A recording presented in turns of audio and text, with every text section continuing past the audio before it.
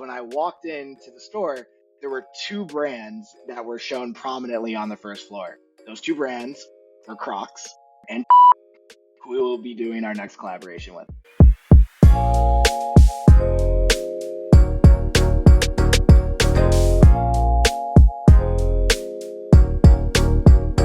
GM everyone, welcome to another episode of Fuel for Thought.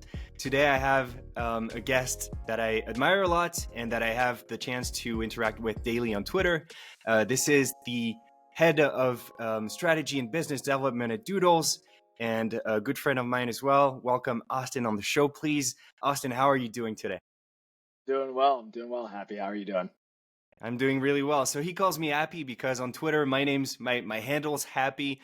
And, it sort of sticks. It's like when I'm on OpenSea and I scroll through the Doodles collection, for example, and I see a doodle that I interact with daily, I just like the name pops in my head. It's crazy the kind of links that we can make with these visuals. It's really powerful. So, you can call me Happy. You can call me Chris. Anything's welcome. But I'm really happy to have you on the pod. There's really interesting topics that we're going to cover today, starting with maybe a community check. I think it's interesting to take a retroactive look at how the community has evolved over the past months, because as a community member myself, I do feel like there's been a massive improvement in the sentiment, the activity, and you've been played a big role in this as well, galvanizing the community, interacting in spaces, being daily posting content, supporting the community. So what's your perspective on the community status right now? Yeah, thanks for having me on, first of all. And I definitely echo your sentiment. That sentiment overall has been on an upward trajectory. And I think that is just like a culmination of a lot of hard work over 2023. I think we went into 2023. I had just joined the team at the top of January, so it's been about a year now. And there was a lot of just a lot of work to do and a lot of expectations. And I think it took some time to really orient the entire team on how to properly communicate with the community, how to ensure that we were creating a sense of belonging, that we were creating, a place for people to come every day and get to know one another and network and ultimately align everyone on a shared vision of building this immersive storytelling company. So I'm very proud of the work that we have collectively done between the team and the community. I feel during the bear market, we really got to see community individuals stand up, create platforms for themselves, onboard new people, keep the community engaged and excited about what was to come. And we got to build really deep relationships with those individuals, you being one of them. So it's a testament to the community's hard work as well. And we've got a lot to do this year, and I'm excited to see so many new faces and familiar faces coming back into the fold as we kick off 2024. Yeah, it does seem like the momentum is really accelerating, picking up right now, and you've been part of the factors for this, in my opinion. So we're gonna touch base on the community maybe a bit deeper through certain angles afterwards. But what would be useful for the people who are not too familiar with Doodles is to contextualize what has been happening at Doodles. You were referring to a next-gen entertainment company before. So 2023 to me as a holder, and you've been saying this again in spaces and on content on socials, is 2023 has been the year where the foundation for what's to come has been built at Doodles. You acquired an Emmy-nominated animation studio that is very highly regarded in the animation space, and many more activations. So how would you contextualize what is happening at Doodles and where the brand and the company is headed in the years to come? General overview. Yeah, so maybe taking a step back and giving like a high altitude of like what Doodles is for the audience. So Doodles is an immersive storytelling company, founded in 2021 by Jordan Castro, known as Poopy Cat, Evan Keese, known as Tulip, and Scott Martin, known as Burnt Toast. What started as a generative 10,000 NFT project quickly blossomed into something I think more than they could have anticipated, with aspirations of really being a global brand, a character-driven brand. And one of the major steps we took in that aspiration was acquiring Golden Wolf at the top of last year, was actually just about a year ago. They're, as you mentioned, an Emmy award-winning studio. They've been around for just over a decade. They just had their 10-year anniversary. Their clients include the likes of Nike and Disney and Rick and Morty, and it's been really remarkable to learn a lot from them of how to create a sustainable business. They're someone that's been around, like I said, for a decade, doing this client work. And one of the things that we realized pretty early on and why this acquisition made so much sense is as a character brand, we need to be creating content. And really, when we went out there to go see other deals and talk to studios, we just weren't comfortable giving someone else that control, and ultimately like not being in control of our own destiny. And so being able to control our own content pipeline, being able to have full control over the creative vision, it's such a superpower for us and really allows us to develop on our own timeline in our own formats, experiment much more than we'd be able to otherwise. And so that was a very big step for us last year. In addition to that, we launched Doodles on Flow at the top of last year, which was really like our mainstream experimentation of, can we create these avatars? Will people enjoy collecting different wearables? And really a way for people who may not be super well versed in Web3 to come in, enjoy the brand, and really create an identity around it. And we gave the community the first access to that, and really spent all of 2023 just like learning and getting feedback from that product. And now going into 2024, that product and a whole slew of other features will be reopening to the public as what we're calling the Stoodio, which is a multi-chain collectors hub and really connects every part of our ecosystem to this like digital landscape. So for us, building a character IP brand in 2024 is a 360 approach. It's not just doing one thing. It's the merchandise, it's the gaming, it's the character IP development, it's content, it's the immersive experiences, and so we're really looking to have this always on IP that meets people where they are. So that's kind of an overview of where we've been. We launched Camp last year as well in Chicago, which is an immersive retail experience in Chicago. They're a reputable brand that has locations in New York and LA and Chicago that we opened in Texas. They work with brands like Disney and Nike. We were the first like emerging IP that they opened a store with. In there, you could go into the front of the store and it's like a toy shop, and then you pay to go behind the magic door. And we had a full immersive experience for people to come and collect wearables, and it bridged like a physical experience of like 3,000 square feet with a digital collecting experience for kids. So a lot to, as you mentioned, the foundation, like a lot went on last year. This year is like, okay, the foundation has been set. Now it's time to execute across our key pillars, across animation, across our experiences, across our content. So yeah, looking forward to this year. And you became part of the team in 2023, right? As I recall, early year. When was it? January 15th, 2023. Okay, so super early. And so you've been part of this foundational building in 2023 throughout. What has been the let's say, what has been the most interesting thing for you to work on? And what do you believe has been your most meaningful contribution over the last year? I have my own opinion on it, but I'm curious to hear your thoughts. Yeah, I think there's probably like an external perception and an internal perception. So I'd be very curious for you to like ask another team member what they think my most meaningful contribution has been, because it might be entirely different than a community member. I think internally, I felt a high degree of responsibility to help and steward the brand really into this like next phase. And when I joined, it was effectively like a two pizza team. There were, I think, 8 individuals on the Doodles team.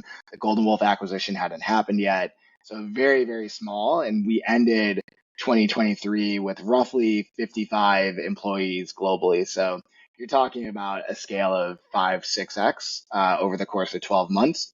And so internally, a lot of my responsibilities were operations, like setting up standard processes, goal tracking, really serving as like a chief of staff to Julian and just thought partner and thinking through strategy and making sure that we were all strategically aligned now that we were in multiple locales. It wasn't just, okay, we could get everyone in the same room. How do you build and scale an organization? So that I'm probably most proud of internally. I feel like we're really firing on all cylinders in going into 2024, and have really figured out, in acquiring a company, what they're really great at, what we can learn from them as well, and like how to best work together with all of these new personalities. I think externally, I'm just most proud of how the community has like rallied around the brand. When I joined, there were certainly some concerns from the community that I felt as a community member in terms of communication and how we really leaned in and making sure that we were putting holders at the core of everything that we did. And so being able to lead that charge and be someone that the community can rely on, that I'll be on the spaces, I'll be in Twitter, I'll be in Discord, and be someone that they can talk to and that they know has like their best interest at heart, is something that I take a lot of pride in. Yeah, and I have to agree with that. It's very impressive actually. Like yesterday on Twitter, I posted a GIF, not a GIF, a GIF with clones, and it's just like Austin feels like he's got an army of clones just like doing work with him because how can you manage, it's how can you manage everything you do? It's not easy to have this strategic scope and have like work on this daily alignment with what operations or what is happening in terms of operations in alignment with the strategy, and then also being on Twitter a lot, interacting with the community, and like it's really not an easy task. And so I have to say it's very impressive and we appreciate it as a community, at least I do. And I know you're a business history enthusiast and you listen to podcasts, one of which you recommended to me, which is Acquired. And I've been listening to episodes. My favorite is probably LVMH story, just because So I have good. this background in luxury. And also, by the way, key message for French people, let's please praise and appreciate people who have succeeded in our country because we don't do it enough. And I think Bernard Arnault, besides just like providing work for people and just like making a successful business, he's also very much supporting the French brand image, if you can say so, with luxury, right? So let's appreciate these type of guys who have succeeded and make us succeed with them. Parenthesis closed. I think I really look forward to hearing Doodles episode because I think one day it's going to happen and there's going to be a really interesting story to unfold in terms of how Doodles set the company up for success. So looking forward to seeing you on that podcast and tracing back to sort of the vision and how you approach entertainment. You said you're building an entertainment company and brand. So what's the vision here? Like, what challenges do you see today in the entertainment world? And how do you believe Doodles, together with the Web3 tech and what it enables, can tackle those challenges? I'm interested for that.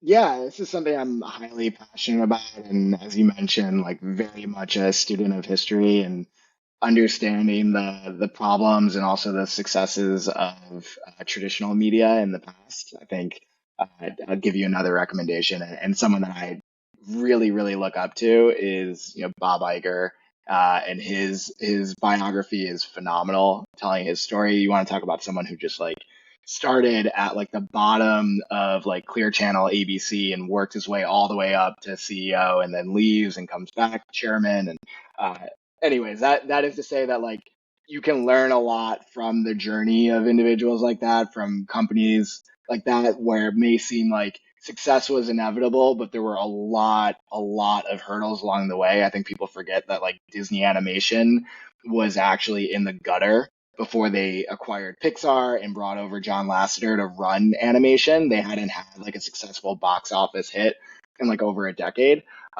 So things like that is really interesting to watch. And we talk to a lot of major IP. Obviously, we do like a lot of collaborations and trying to bring in these brands into Web3 in a native way to reach their audience. And the overwhelming sentiment that we hear is kind of multifaceted. One, it is incredibly challenging to launch new IP in today's day and age where attention is highly fragmented, everything is ephemeral.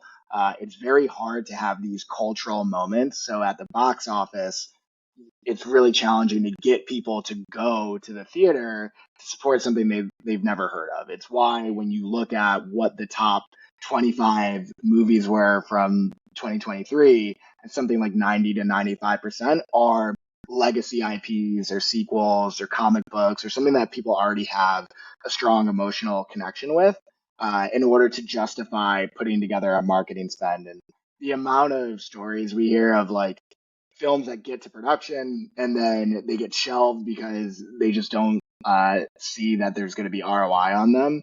It is like a very pervasive problem that I think is going to get bigger, and I think it's going to reduce consumer choice considerably in the years to come.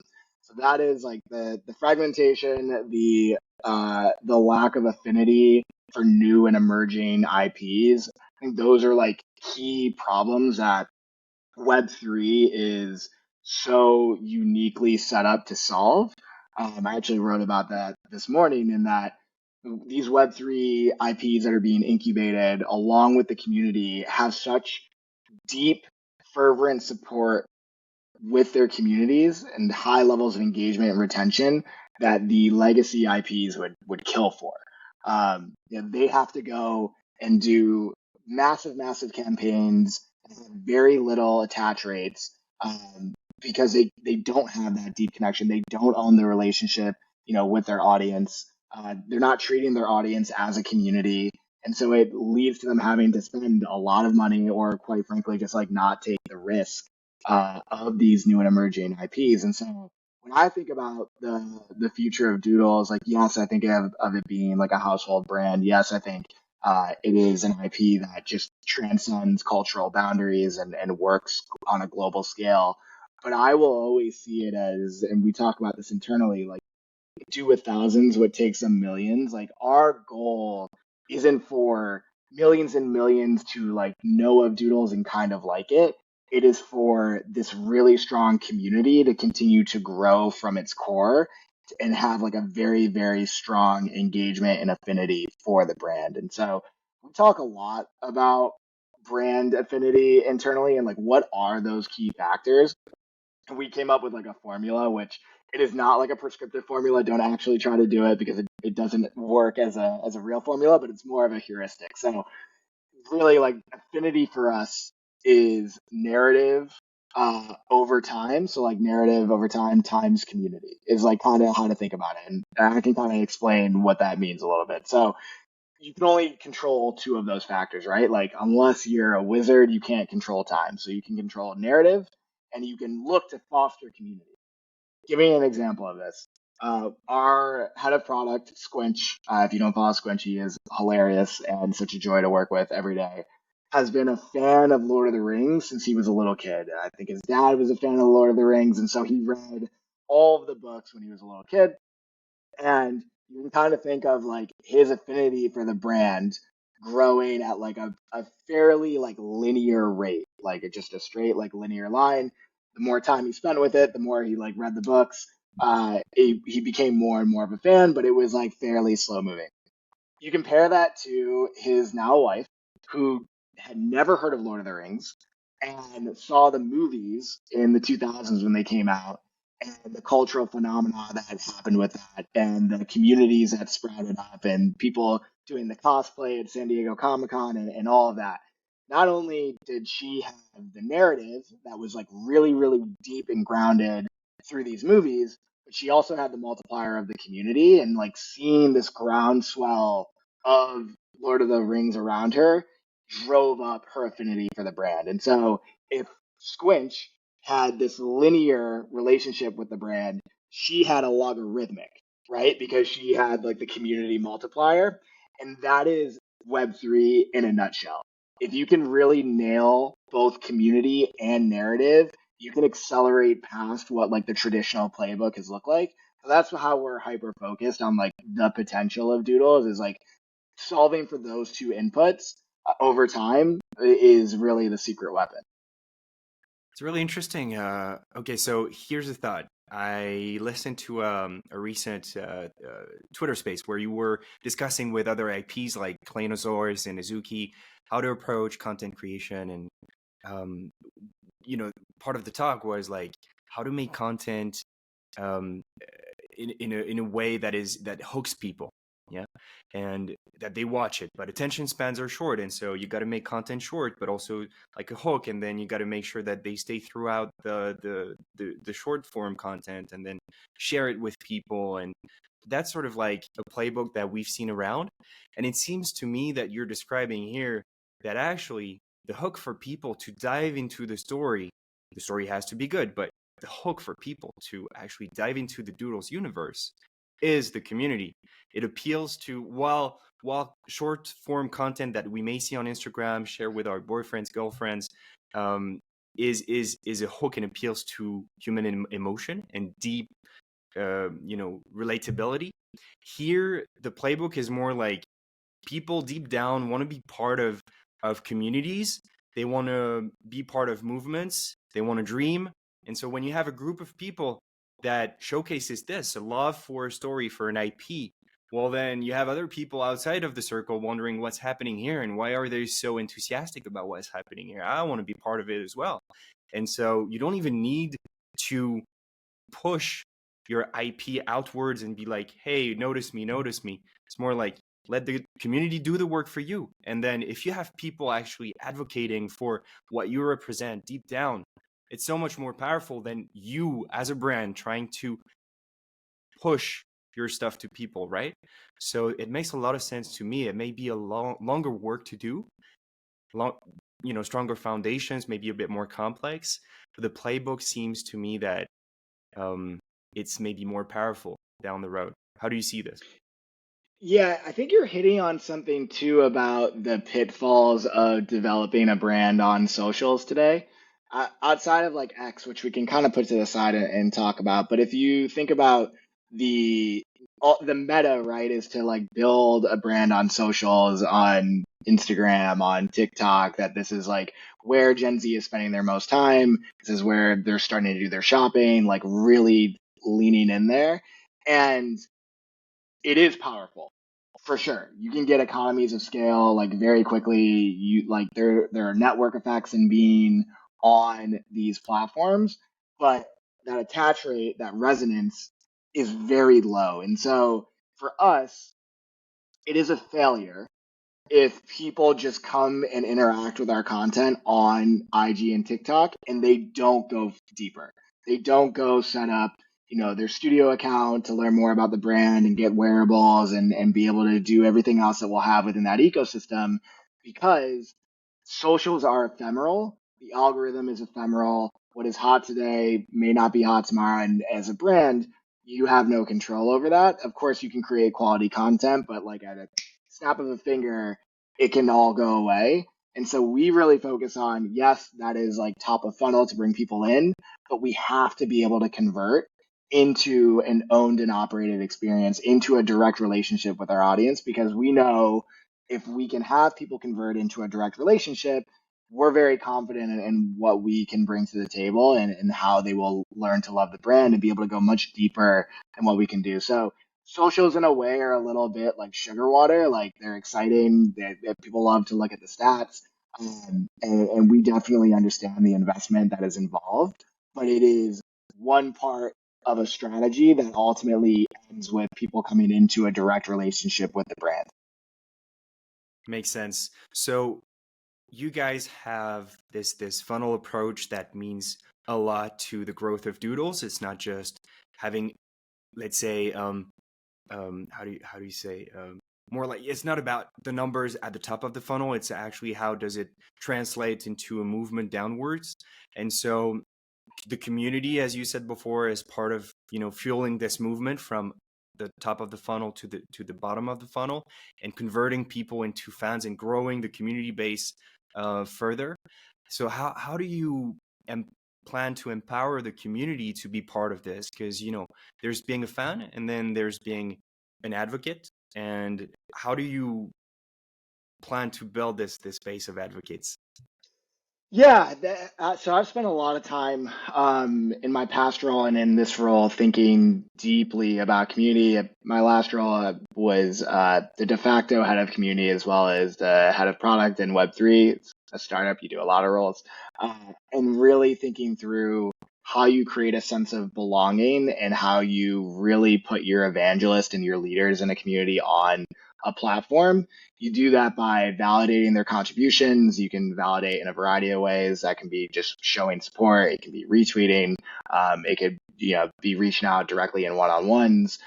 It can be including them in the content itself. And so thinking deeply about co-creation and how we build this all together.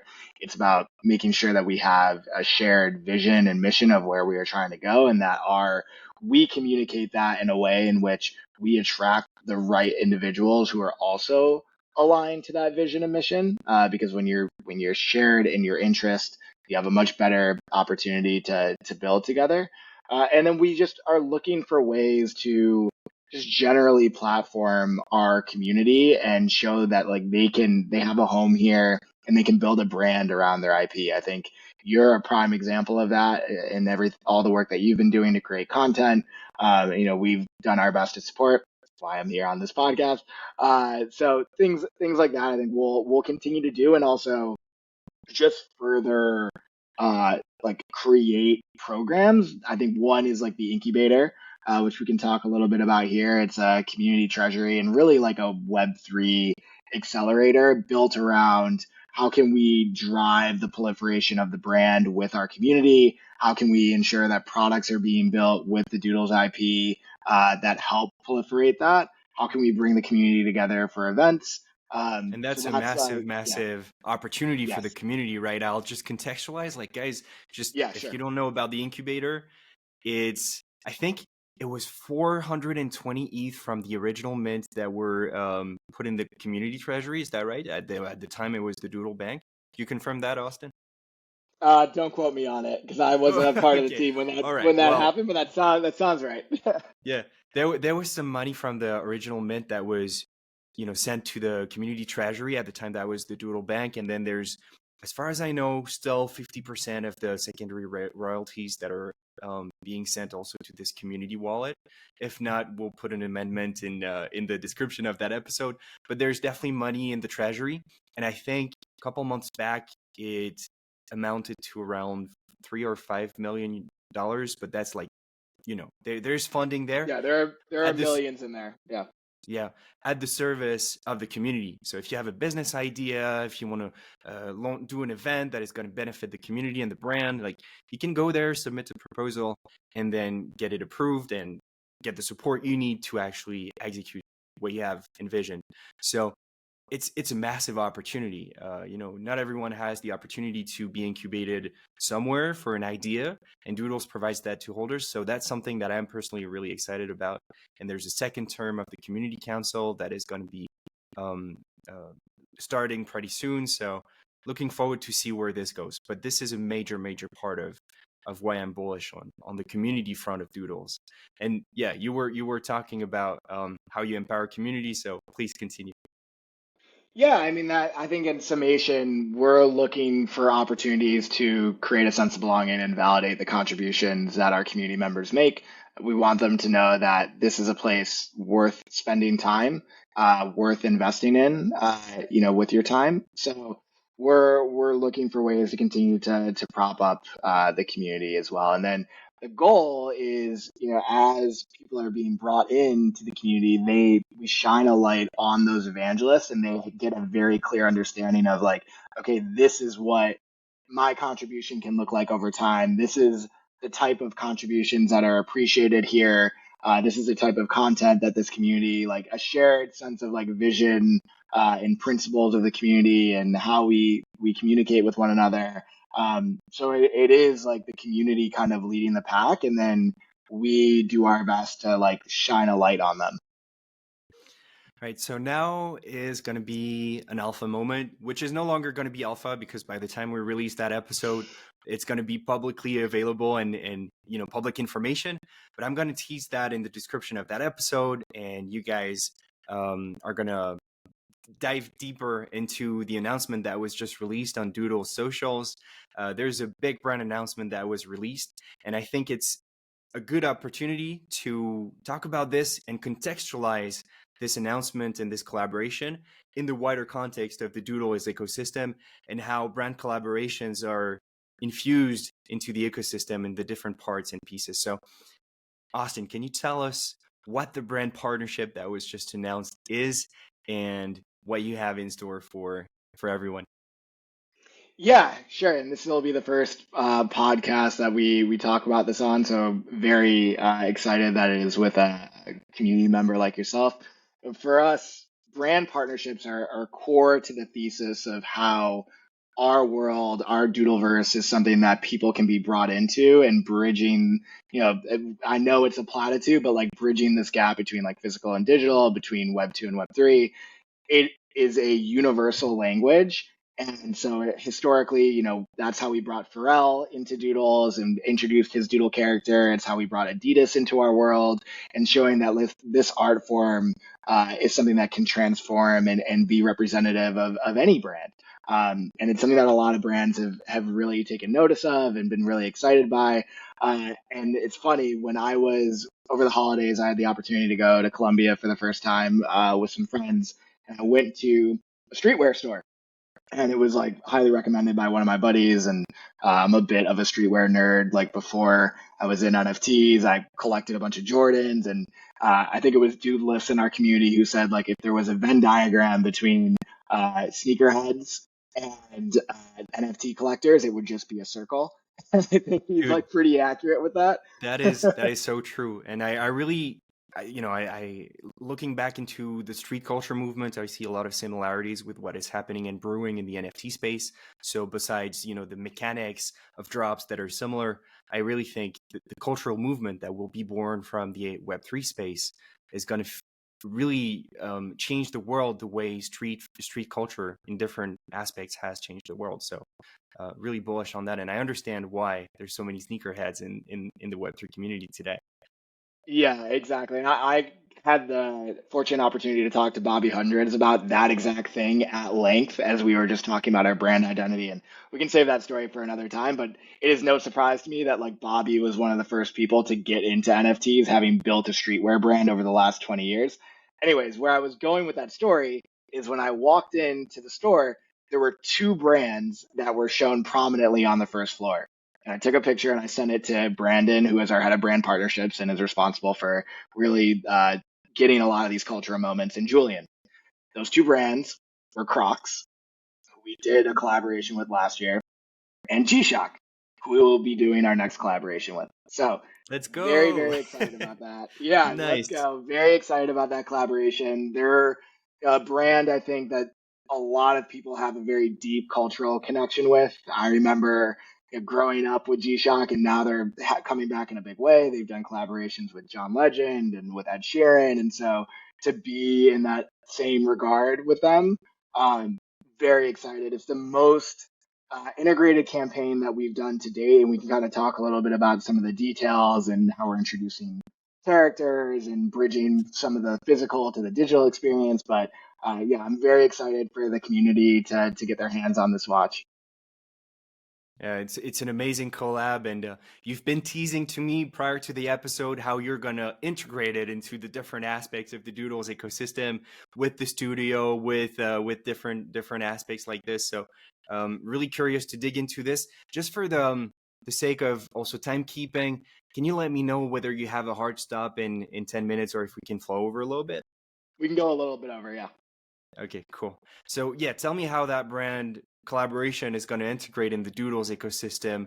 What type of materializations have you in store as well? Because G-Shock being a watch brand, there has to be a product behind. So how far have you extended this product collaboration with other types of products?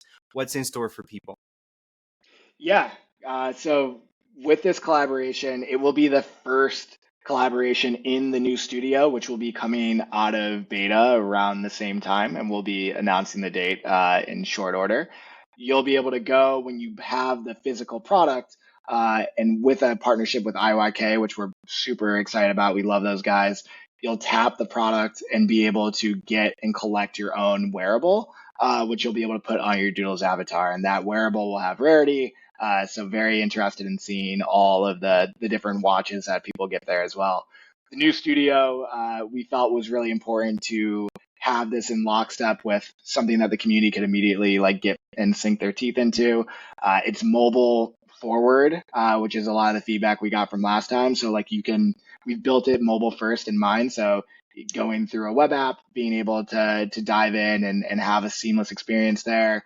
For a lot of people, we expect this will be the first time that they interact with wearables. We're anticipating a lot of G-Shock lovers in which there's like a very fervent community to want this watch. And so it'll be an entry point for them into the ecosystem, tapping their box and being able to like collect that wearable. They'll get a welcome pack of wearables from Dollsville that they'll be able to set their character up with and start experiencing the ecosystem.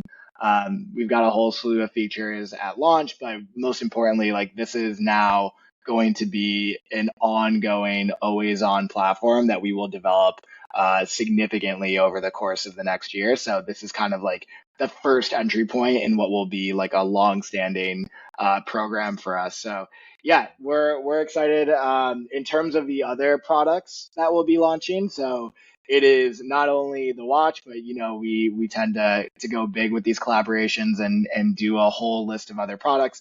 We're going to have a list of soft goods, a hoodie, a t-shirt, a hat, all featuring creative from the campaign. The campaign itself is tied around this idea of time and space and features green alien in it. And so that theme is throughout the entire inline collection. And for the first time, which I'm very excited about, we are going to be doing vinyl that is a new character. So we will be doing an alien vinyl that will be available in the ecom sale as well. So the general ecom sale for all of this is going on February 15th. So be on the lookout for exact details on timing. OG holders and G-Shock NFT holders will get first crack at pre-sale before it goes live to the general public. And I don't think I told you this beforehand, we are also going to show up at 2G again and do a pop-up. So that'll be going on the weekend before for 3 days. One of our team members, Brandon, will be there as well. That'll be your first opportunity if you're in Japan to actually get the physical product before anyone else. So really, really excited about this one. So cool. I have to say the 2G retail space was really cool from what I've seen on the previews. I was not lucky to be there. I know some people were. Actually, it's not luck, but it's bad luck that translated into luck. There was a community member, Chief. He got stuck because of a typhoon, I think, and so his plane couldn't take off. And it so happened that the Doodles pop-up was actually happening that same weekend at 2G in Japan. So he got the chance to snag some wearables and art. So that's actual luck. I wish I had been stuck for another weekend in Japan. And we took feedback from that launch because there was a lot of feedback from the community of like, oh man, like I wish I could buy, the shirt, everything that we released at 2G. And so what we're doing this time is we'll have a specifically branded 2G line that you can only get at the store, but then we'll have a line that is inspired by that everyone will be able to buy. So we took that feedback to make sure that anyone anywhere could also get their hands on it as well. Amazing. So I have two questions actually. One is there a cap to the supply of the different products that you stated, or is it like free to order for a certain period of time? How is it working? No, so it's very limited. There are only going to be 1,000 of these watches ever made. Whoa. 750 Okay. of them. So Yeah, it's even pretty for us pretty LG limited. holders, we got to be fast, right? Yeah, so it's pretty limited. 750 of them will be available at ecom. 250 of them will be available roughly at the 2G location. So yeah, that's why we want to make sure also that like we did a pre-sale and made sure that like holders got first crack because we want these to be special moments for the community. The vinyls and soft goods are even more limited. So the think in like the hundreds for those as well. And these are really like our premium collaboration. So we'll do things that are at more scale. We'll do more evergreen products. I think the plush is a great example of that. Like we brought back the mellow plush that anyone can go and grab. The standing hat vinyl, we ordered a significant quantity so that people could get that as they're getting introduced to the brand. So, but with these like high energy collaborations, it's really important, I think, for the brand equity on both sides to like have it very targeted in supply. Yeah, that makes a lot of sense, and there's no better success story than to say, "Oh, it's sold out in a couple minutes," and that's what you want, right? To fuel the next generations of collabs. So, makes a lot of sense. I'll make sure to be ready to clicky sniping soul NFTs, right? So You and me that's both. pretty cool. Yeah, Yeah, yeah, no, absolutely. that's awesome. I have a question though for European holders or Asian holders for that matter. Um, for the Casio or the J-Shock collaboration and the merch that comes with it and the different products, is there some kind of facilitation of international orders? Because on my end, it's been tough to take part in those drops because the shipping fees were almost as high as the product itself. So is that something that you've planned for this This has time been or a not? pet project. This has been a pet project of mine, because I totally empathize with the frustration of you want to go get a product and then you go to check out and the shipping price is exorbitant.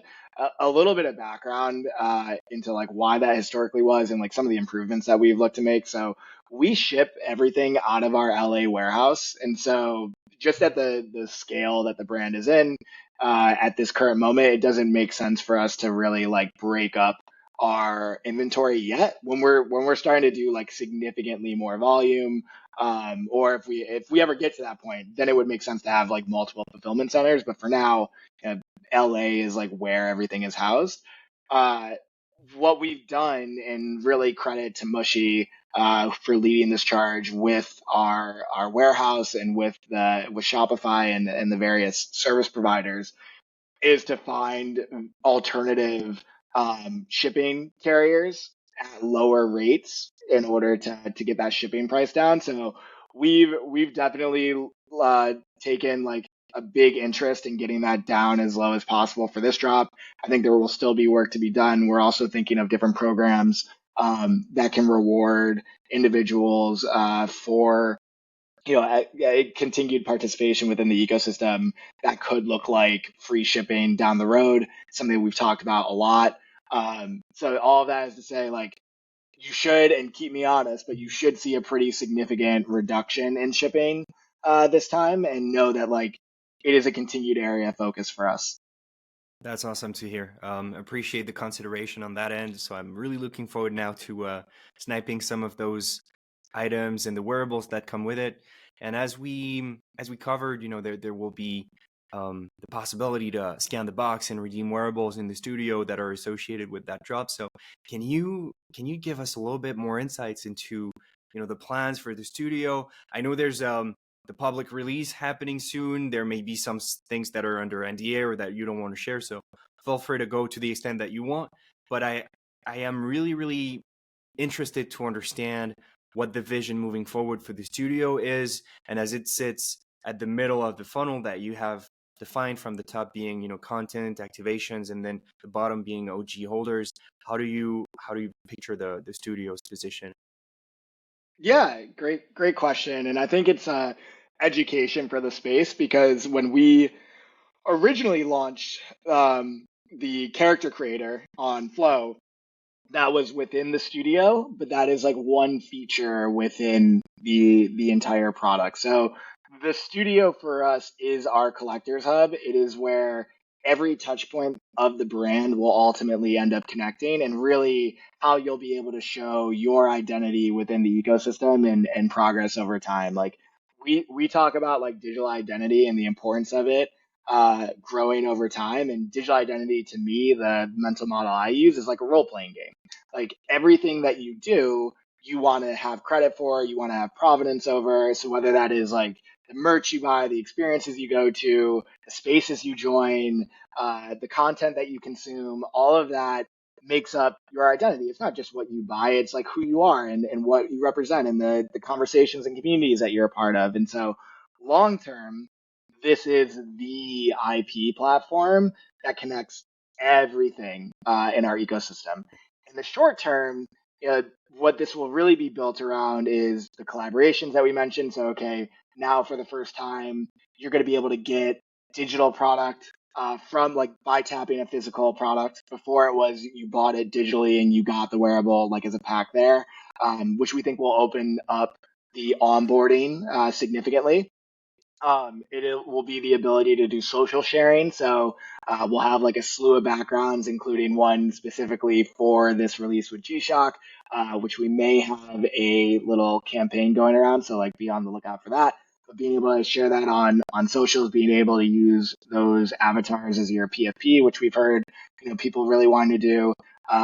Improving our badging system and growing that over time is something that's really important. And then you can imagine us really leaning into, okay, how are we stratifying like loyalty and rewards and rewarding participation over time?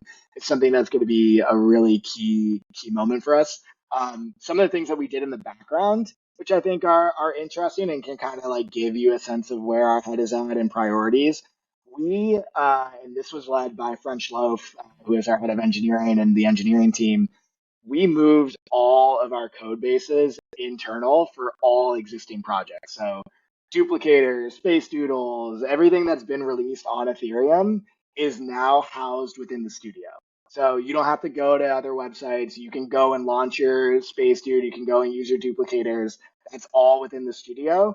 And we've built this in mind to be multi-chain from the very beginning. So yes, there's a character creator that is meant for normies to come on board and be able to like with hybrid custody, they can use an email address, they can use a credit card and start interacting with the ecosystem today.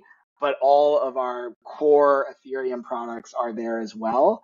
And really building this for OGs in mind is like very, very core to what the Stoodio is going to look like in the long term. So we've got some surprises along the way. I would say definitely keep notifications on. It should be fun this year. But yeah, it's very exciting to have it come out to the market in very short order. Yeah, yeah, it's it makes a lot of sense with the funnel framework that we discussed throughout the episode, having the Ethereum track, as we can call it, for the OGs, and the sort of more mainstream oriented track, relying on Flow blockchain, but just being also, I would assume, abstractive of the blockchain element, really make in the same place really makes sense, because that's how you drive people downwards the best, is by removing the friction, right? So And can I jump in on there because I think it's been really interesting seeing the meta around a multi-chain thesis change over the course of the last year. When I joined, and even yes, like my opinion of as a community member before I even joined the team was it was Ethereum or nothing, and that or like EVM or nothing, right? Like everything within the Ethereum ecosystem is the only way like that I saw like a future. Obviously that in Bitcoin, and I think in the last year we have seen a seismic shift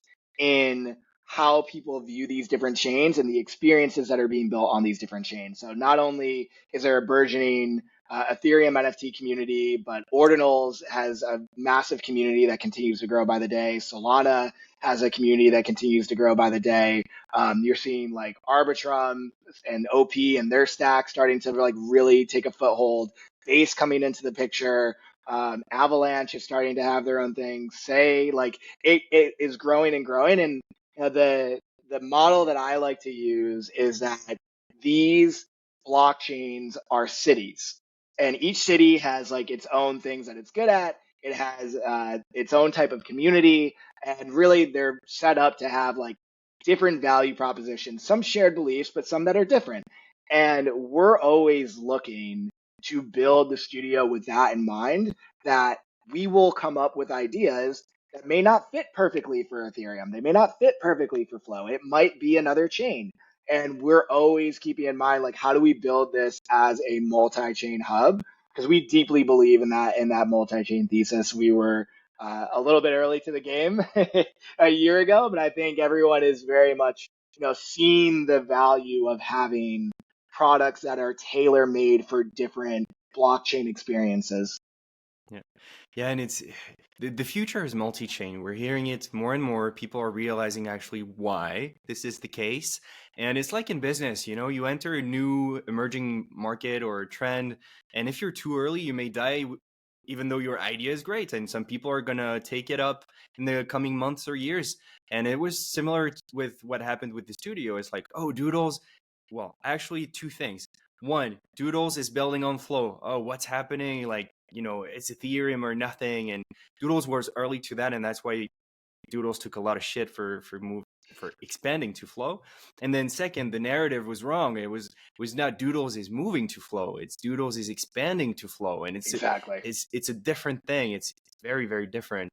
And I think having Solana's popularity explode in the past months, fueled by price appreciation, by the way, I don't think a lot of people close enough to closely enough as much people would have experienced Solana if the price hadn't popped this much. It's like, oh, price is popping, so let's pay attention to what is happening there. And actually, I want to make a buck, so let's use Solana. And actually, well, now Solana's pretty great because the experience is nice and the applications built on it are nice. And That is like the exact user journey that I think a lot of degens went on, is like, oh, I'm here to like go see what's going on, and I've seen price action, and like, oh wait, this was actually really easy, and like the transaction resolved itself in like a second. And it's, there are minimal gas fees. So I think there's like I'll bring up Squinch again. He talks about like the hardness actually being a feature, not a bug, in the types of products that are created on the different chains. So like there is a pro and con to that on Solana, right? Like the ease of use and the ease of being able to like buy anything has another side of that coin. And I think a lot of projects that have gone up and gone away can kind of speak to what that looks like. But you compare that to like Bitcoin. Bitcoin's like the hardest in terms of money. Like if you're gonna move, it's gonna take, like, you really need to be committed to it. The transactions can take, upwards of an hour to actually be confirmed. And so building on that is a very different, the type of experience that you build is very different than the experience you build on Solana. And they're tailor made for very different types of value props, which I find very fascinating. yeah, and having this type of onboarding to blockchains that are more oriented towards UX and the actual applications. What's the purpose of each application and how is it served to the end user? Well, then it opens minds to not being focused on the tech, but more being focused on the UX and what's the value prop and how is it being served to the end user. So here, I really think Flow has an opportunity to be the next chain that people get to experience. I didn't know about Flow. I didn't even, collect NBA Top Shot before I onboarded for Doodles too. And having experienced Flow, I'm like, this is awesome. This is what we need for the future adoption of blockchain.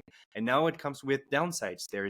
It's pretty hard to withdraw your money, and there's like processes that are less oriented towards ownership and self-custody and sovereignty with your funds as you have on Ethereum. But it's being addressed as well. Flow is rolling out better on and off ramps. It's also rolling out EVM compatibility. And so if we go into the tech, there's actually a lot being exploded into Flow. So really bullish on Doodles having expanded into Flow, and really bullish on any project really expanding to other chains if it serves their purpose better. And it's about also understanding your users. On Ethereum, you know that your users want to have full custody over their assets, great security, and so they don't mind having more friction in their experience, paying more gas fees for that benefit. So I'm really bullish on Yeah, this. it's about just like also, yeah, understanding the value props of each. For us, Ethereum in our ecosystem is the premium collectors blockchain. Point blank, period. It is where the top collections are. Uh, we believe with every year that continues to go on, that those collections exist and people continue to value them. it will just continue to be that way. And then for Flow, it is a very easy onboarding mechanic for people who may not be interested in self custody, who haven't gone down the rabbit hole, like don't know what a seed phrase is, and it exists for them as well. And so, yeah, we're going to be committed to finding what the right use cases are across all blockchains. We're constantly looking, and we're really committed to continue to develop further experiences on Ethereum as well as others. So more to come. Sounds great. As I see the time, we're going to wrap it up. I'll just state, from a community member perspective, I'm really bullish on what Doodles is building now. Also having, a background in brands and the luxury world, I really see NFTs as similar to premium and luxury goods. I was making this analogy back in content a few weeks ago. It's like premium goods, they fulfill a utility better than standard goods, so you pay premium for that. And then you have luxury goods that they're not only fulfilling something better, they're also allowing you to dream and fulfill your dream through ownership and participation with those brands. And I feel like what Doodles is building is really this sort of luxury standard where you get to have amazing experiences and products, which is sort of the utility, but then you also have the intangibles of the brand and of the community that are the luxury like fulfillment of yourself through contributions to Doodles. So I'm really, really happy to be part of the community at this stage. I see there's a lot coming, and bullish on you, Austin, as well. Thank you for being part of this podcast. Thank you so much for having me. It's been really remarkable to watch your journey within the Doodles community and building your own platform. And any way that we can continue to support, I'm here for it. So thank you for the time. Appreciate that, guys. I hope you enjoyed the episode. If you did, put a thumbs up, subscribe to the channel, and follow me on Twitter as well. Happy Dude. This is Austin Hurwitz. Thank you so much, Austin.